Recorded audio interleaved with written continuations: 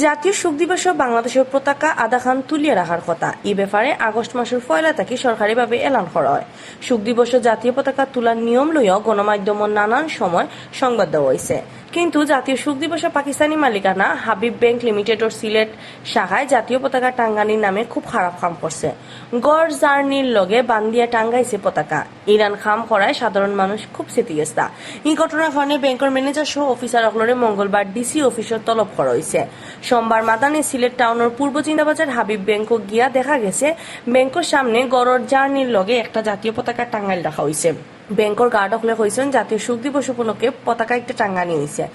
ব্যাংকর ATM বুথর guard Kamlesh দে হয়েছেন ব্যাংকর আরক guard Afzal মিয়া ই পতাকা ইলান বান্দিয়া রাখছেন।